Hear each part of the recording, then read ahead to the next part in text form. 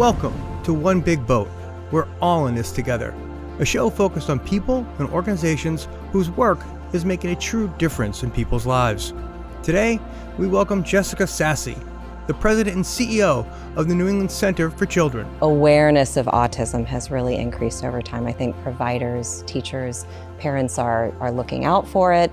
They are catching those early warning signs sooner and sooner. She's on board to talk about diagnosing, treating, and researching autism in children. That's next on One Big Boat. We're all in this together. So when we started this podcast, we had a lot of small nonprofits we wanted to talk to. And when I first looked at you, I said, well, this is a small nonprofit. And then I went to your website. And that's really not the case. That is not the case. That is not the case. Our origins were small. We have a school in Southborough, a day and residential school serving individuals with autism. And that program serves 200 or so students, and it is core to everything that we do. That is where the research takes place. That is where the professionals are trained, and that is where those 200 students receive their educational services. But that is just one piece of what the New England Center for Children does. But before we get into that, I was struck by how large of an, and I don't want to say problem, how issue, or is there probably a better word, autism is. That one in 36 students or something like so your children, that it's bigger than cancer and all these other things combined as you had on your website. It's huge. It is. It's huge. And the incidence or the prevalence of autism has only been rising over the years.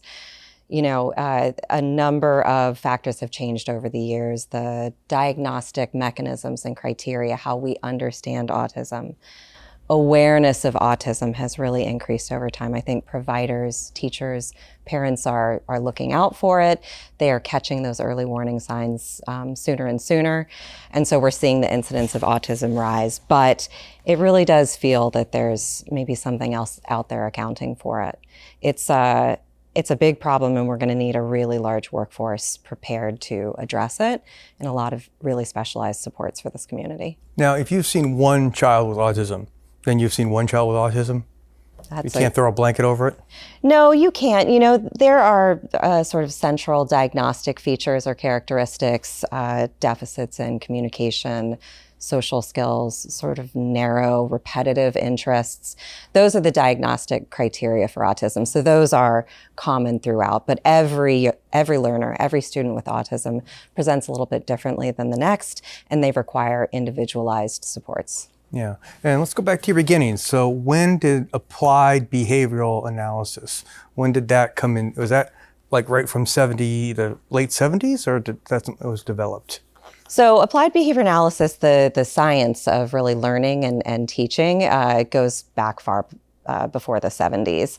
The New England Center for Children, though, in 1975, started out as almost like a research project on the grounds of Taunton State Hospital. Back in 1975, there was not much in the way of special education available to students. And in fact, individuals with autism and developmental disabilities were classified as unteachable or uneducatable. And our founder and CEO, previous CEO, Vinny Strelli, knew that wasn't the case. He had learned about behavior analysis in school. And so on the grounds of that state hospital, he and some collaborators opened an experimental classroom using the principles of applied behavior analysis to teach some of those young residents, wards of the state, in fact, in an educational setting. And that was incredibly, profoundly effective way to educate at a time when the federal IDEA legislation was really just coming to pass, at a time when Massachusetts had just passed Chapter 766, which was a regulations and funding stream for private special ed schools for individuals with autism. Do you think people still know enough about it? And by that I mean, back then it must have been horrible. I mean, that kid's just not paying attention. That kid's just not, and then all of a sudden you realize, and now there is awareness, but some kids still missing it. I think the public schools have come a long way in the last 20 years in terms of being able to provide applied behavior analytic educational services to kids with autism and other developmental disabilities. There's no doubt that they are really, they are growing and growing and meeting the needs of many individuals with autism. In fact, what you want to do whenever somebody has a developmental or physical disability is provide them with the least restrictive environment, least restrictive learning environment, the most inclusive learning environment. A lot of times that means serving the children in those public school classrooms and with their peers. And the public schools are very good at that. What we see, though, is that when some of these learners with autism have more profound or severe needs, they need highly specialized educational services. They need highly trained teaching staff, support therapists, et cetera. Sometimes they even need a very specialized environment. That's where the public schools can't necessarily meet all of the need. And that's where a program like the New England Center for Children can provide those supports for those students. Yeah, and you have both, though. You have your school, but you're also in the classroom. Is that correct?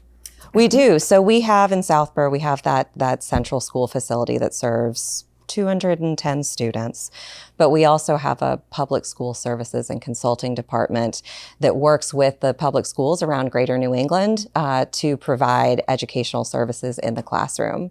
So that partner school, partner classroom model is one that is based on the day program in Southborough. So we go into a public school at their request. We offer the special educator themselves, so an NECC trained special ed teacher.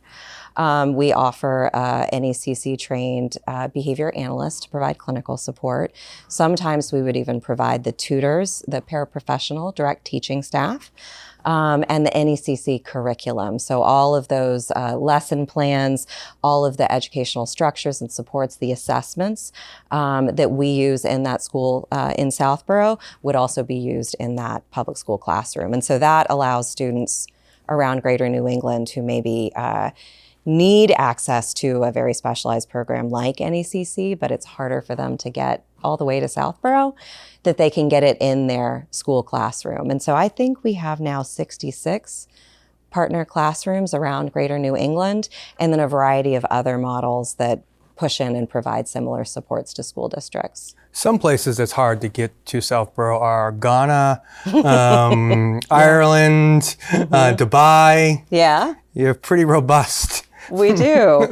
We do. So, and those are great examples. So those are all sort of different facets of how NECC, I think, contributes to the special education autism ecosystem. So the Ghana example, that is actually another not-for-profit founded by a previous New England Center for Children teacher. She founded Autism Compassion Africa. It is a great program that NECC supports with access to our educational curriculum.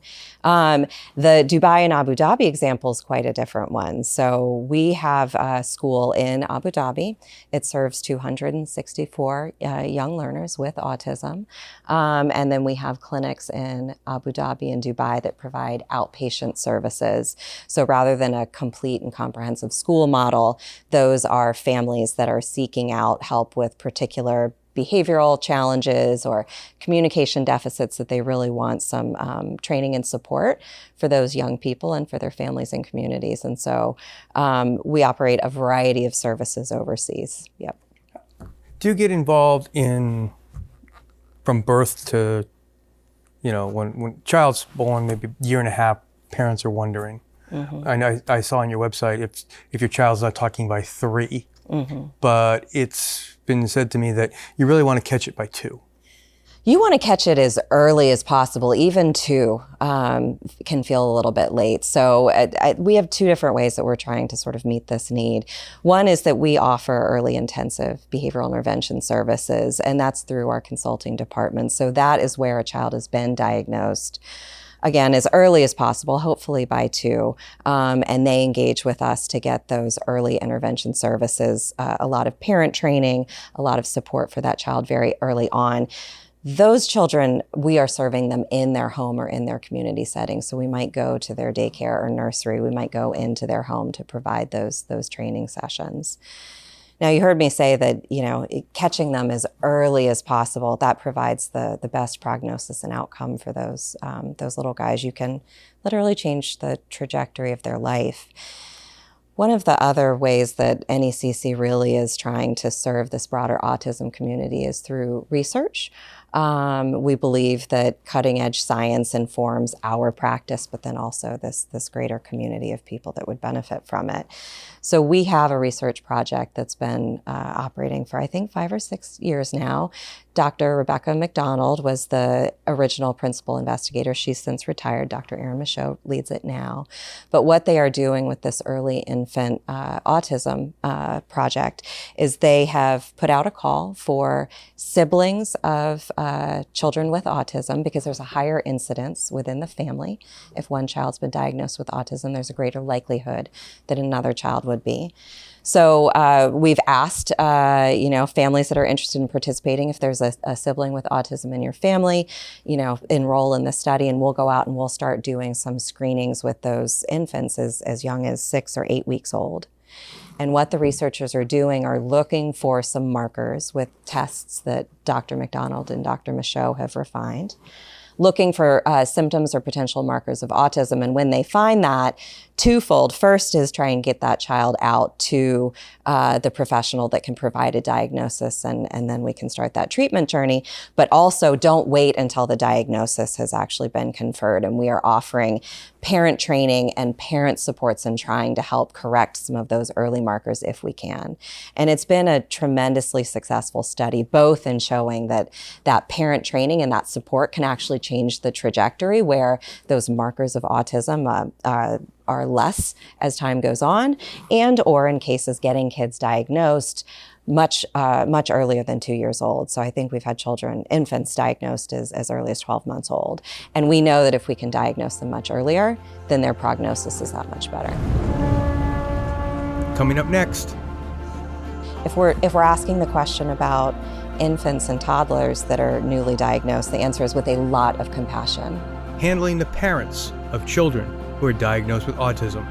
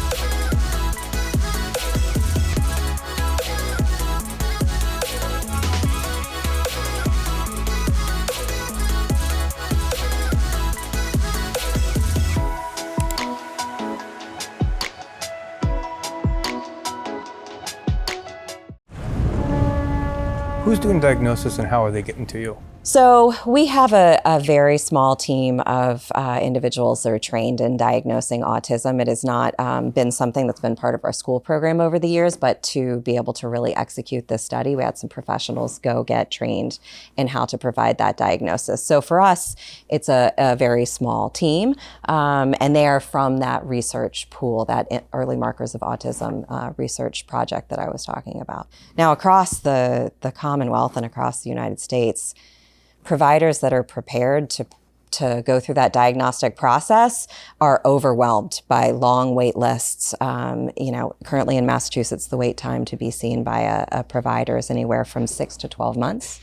So when you talk about the need for early intervention and sort of getting that child into care as soon as possible, those long wait lists they're a frightening thing for providers to know. And so really, I think that's something the Commonwealth needs to invest in the coming years, is getting more providers ready to do that diagnostic work so that those children can be seen as soon as possible.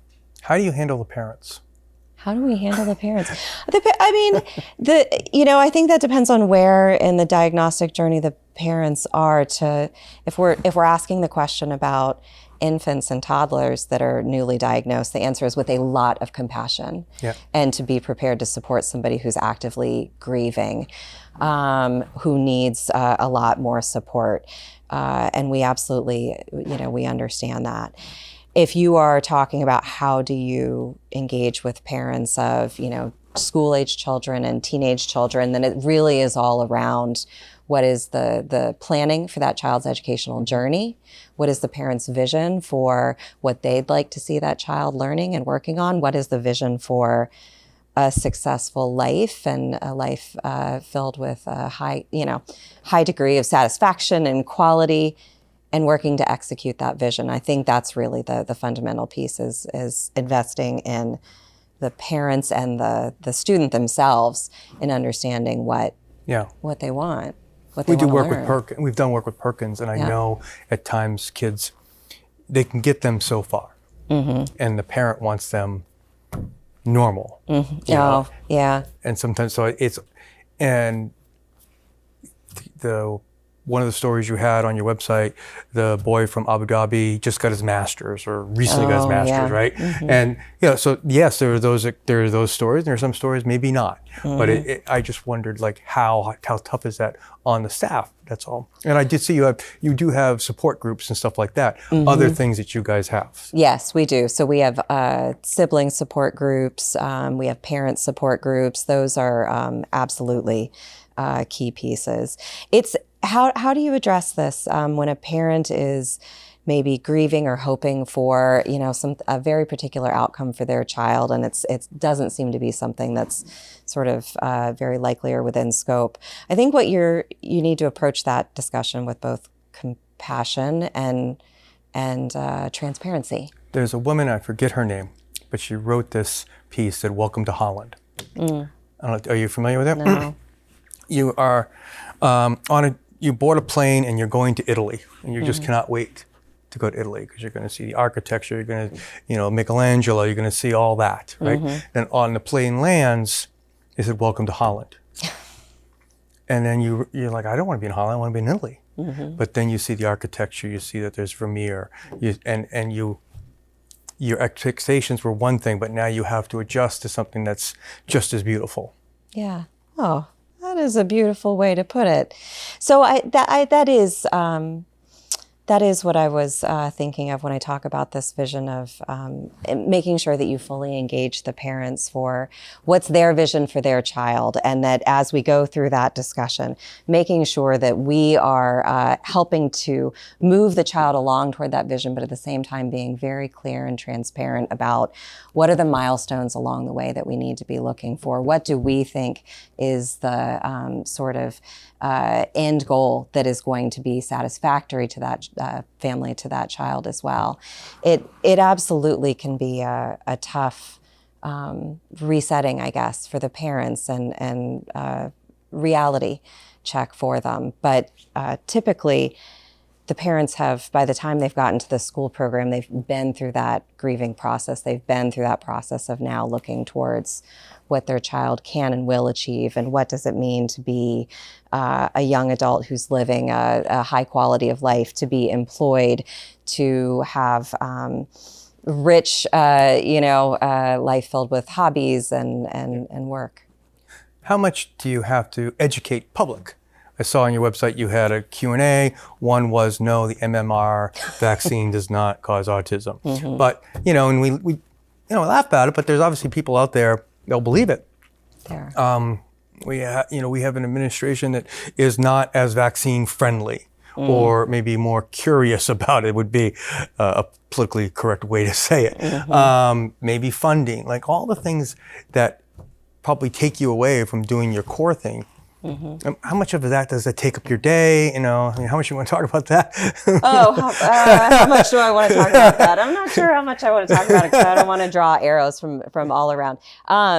We see that our role as advocates for the autism community and learners with autism is to talk about what we do know. And what we do know is that applied behavior analysis is the only empirically validated way. It's the only science-backed way. It's the only data-based focused way to really educate individuals with autism.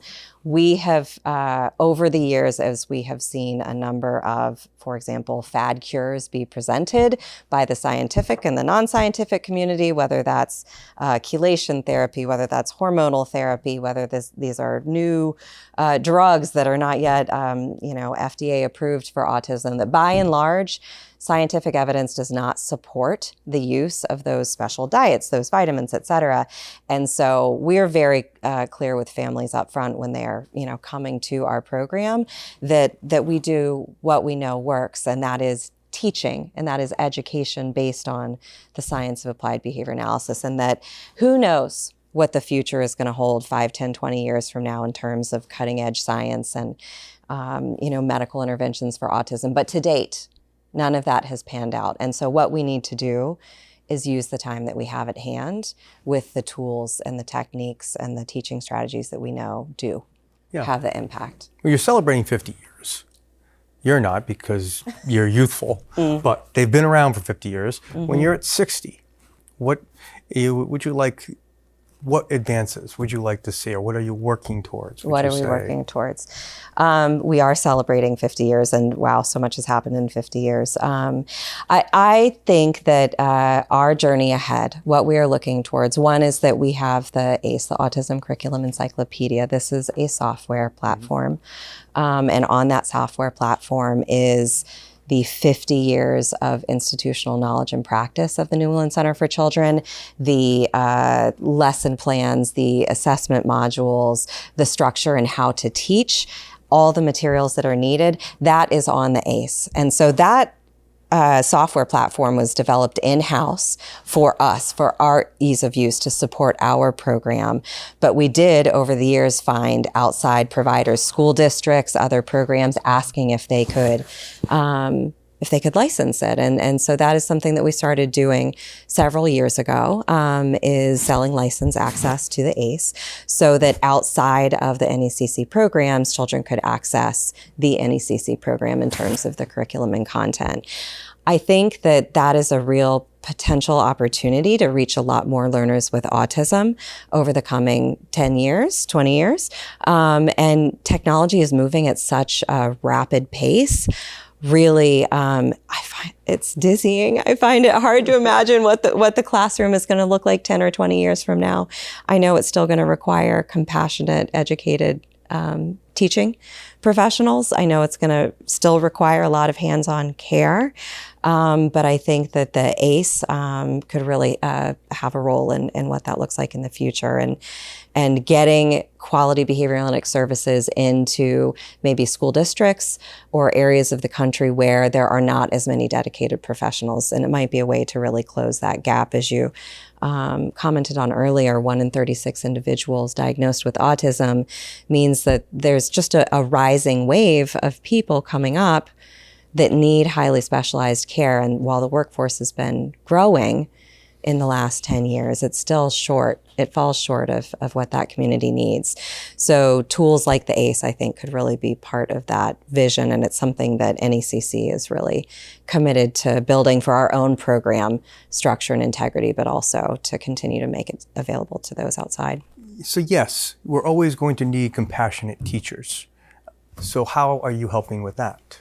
We really see part of our mission as not just educating these students, but informing this entire autism community. And so to do that, we're committed to professional development and offering graduate programs. So we partner with Simmons University to provide a master's in severe special needs, and we partner with Western New England University to provide a master's in applied behavior analysis and a doctorate in behavior analysis. Both of those programs are free to our staff that are working for us full time, and we've partnered with those universities because they are also committed to providing a very high quality education. We try to remove all of the barriers that we can to students to be able to participate in those programs. They are both taught on site at the New England Center for Children by Simmons and Western New England faculty and by senior faculty at NECC. So the programs are free. The classes actually happen at your workplace. And then you are getting, along with that education, you're getting the real life experience experience across the school day and what it means to be an educator or to be a behavior analyst. And so really, while it is no doubt, it's it's a tough thing to work a full-time job and be in graduate school. It's such a completely immersive experience. People come out on the other side really well prepared to either be educators in our classrooms, in the public schools, to be behavior analysts in our program, to be out in clinics and providing service in the field. So over the years, we have conferred over 1,500 master's degrees through those programs. That's amazing. Yeah, it is. People who need your services, how do they find you?